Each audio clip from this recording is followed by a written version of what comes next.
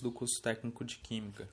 Vamos dar início à nossa unidade 1, que vai abranger as aulas 1, 2 e 3 do teu material. Tá? A aula 1 nós vamos estudar o que são razões, né? Aula 2, proporção. E aula 3, grandezas diretamente e inversamente proporcionais. Vamos lá, então. Bons estudos. Aula 1, razão. O que seria uma razão? Qual a definição de uma razão? Uma razão, queridos alunos, nada mais é do que uma divisão. Uma razão nada mais é do que uma divisão. Ou seja, você dividir um número pelo outro. Qual seria a definição para a razão? Acompanha aí no teu slide.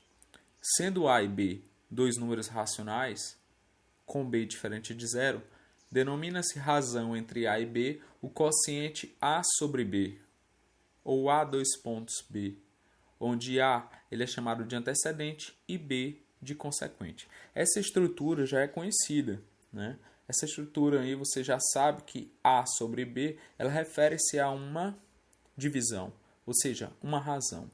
Então, razão nada mais é do que dividir um valor pelo outro. E lembre, o valor de cima, o teu A, ele é chamado de antecedente e o valor de baixo, o teu B, é chamado de consequente.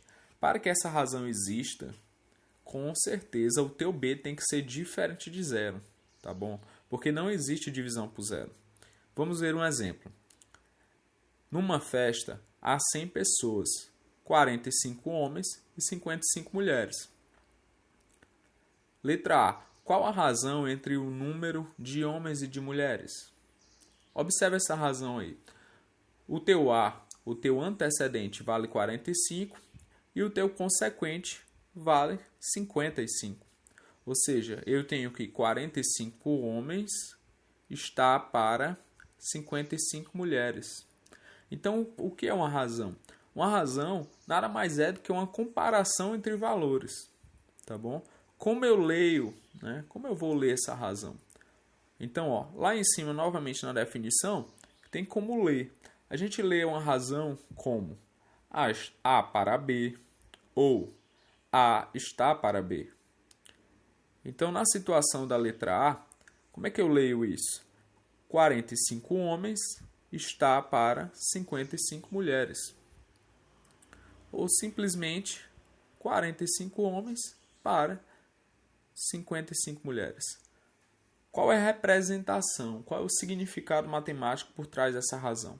Se a situação diz que numa festa há 100 pessoas, 45 homens e 55 mulheres, o que essa razão quer nos dizer é que a cada grupo de 45 homens, temos um grupo de 55 mulheres. Olha a letra B agora. Qual a razão entre o número de homens e o número de pessoas da festa? Ou seja, nós vamos comparar a quantidade de homens e a quantidade de pessoas na festa. Então, a gente vai ter o quê? 45 homens está para 100 pessoas. O que isso quer dizer? Que a cada grupo de 100 pessoas, temos um grupo de 45 homens. Tá bom? Então, o que a gente aprendeu até agora? Que uma razão é uma divisão, que a razão é representada por A sobre B, onde o A é o antecedente e o B o consequente. E esse teu B, ele tem que ser um valor racional, diferente de zero, tá bom? A e B valores racionais, contanto que o B seja diferente de zero. Vamos continuar. Razões equivalentes. O que vem a ser uma razão equivalente? O que são razões equivalentes? Veja os exemplos que eu coloquei aí. Ó. Você tem o exemplo 4 está para 3 e 24 está para 18. São equivalentes? Verifique que aí são duas razões. Então, veja o que? Veja que se multiplicarmos o antecedente 4 e o consequente 3 da primeira razão por 6, temos que... Olha aí, ó.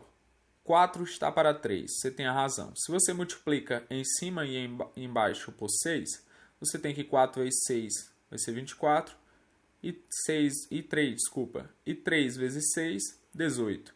Então, encontraremos a razão 24 está para 18. Portanto, essas razões são equivalentes. Olha o outro exemplo.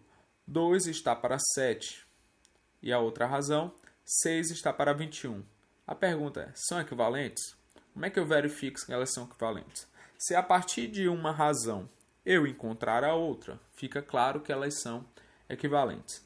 Então veja que se multiplicarmos o antecedente 2 da primeira razão e o consequente 7 da mesma por 3, temos que 2 vezes 3 vai ser 6 e 7 vezes 3, 21. Então, a partir da razão 2 sétimos, estamos chegando na razão 6 21avos. Como? Multiplicando o antecedente e o consequente por 3. Né? Então, as razões são dadas, né, equivalentes. Razão entre grandezas de mesma espécie. Tá? Dizemos que a razão entre grandezas de mesma espécie é uma razão entre a medida das grandezas numa mesma unidade. Tá?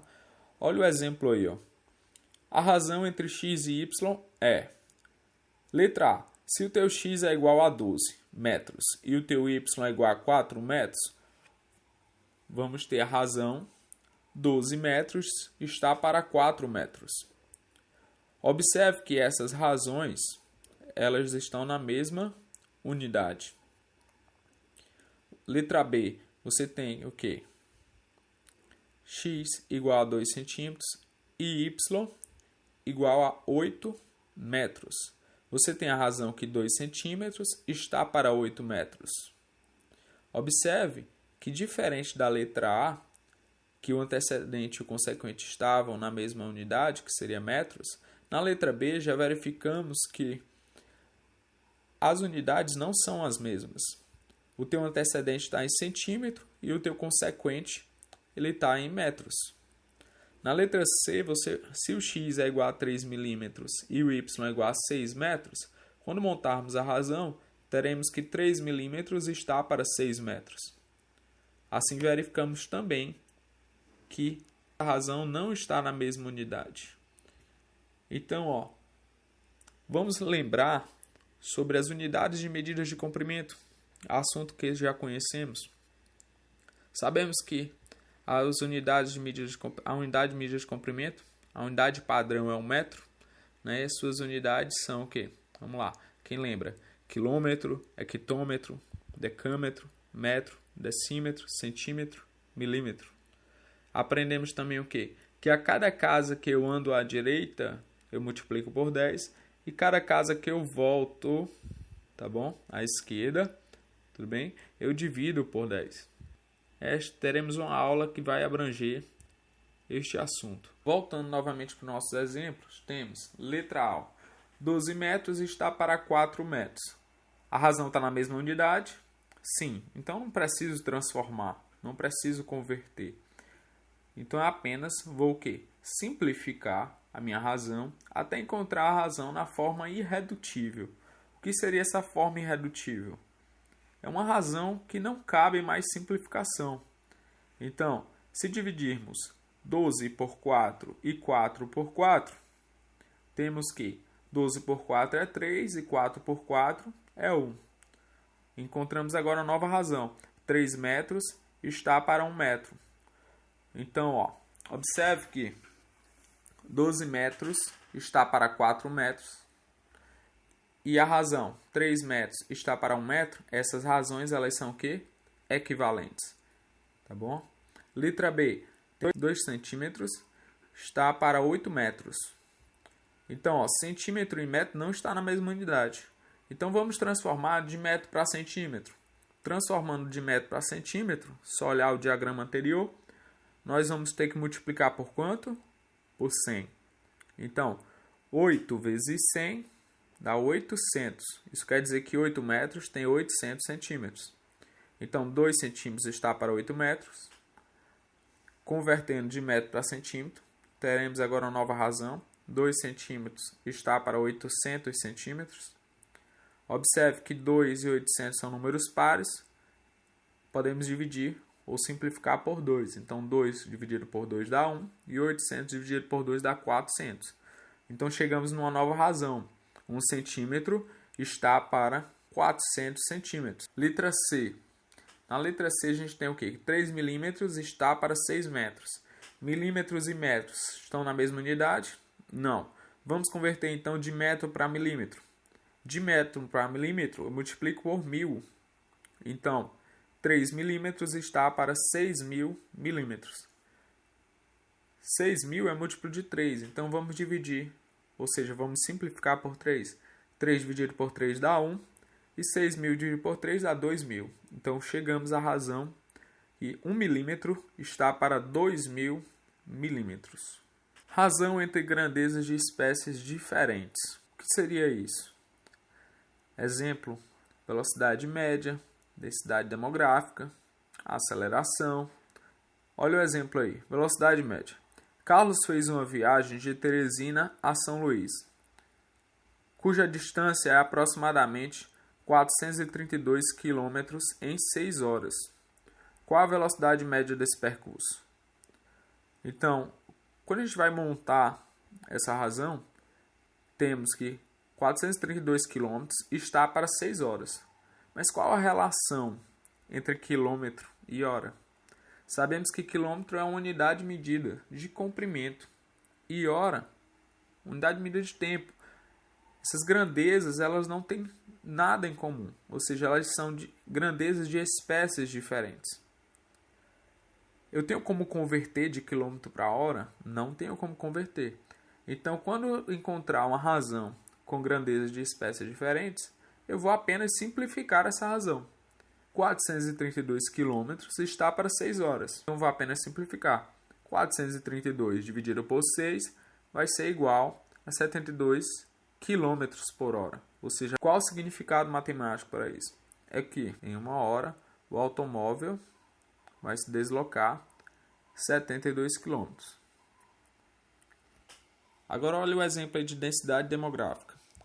A cidade A, cuja área demográfica é de 3.000 km², tem uma população de 62.000 habitantes. A densidade demográfica da cidade A é dada por... o que seria densidade demográfica? Seria uma razão entre o número de habitantes pela área. Então a razão fica o quê? 62.000 habitantes está para 3.000 km². Tá bom?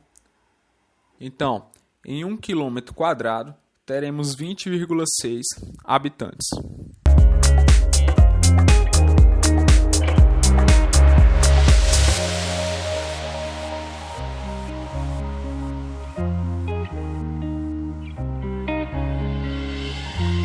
My face above the water,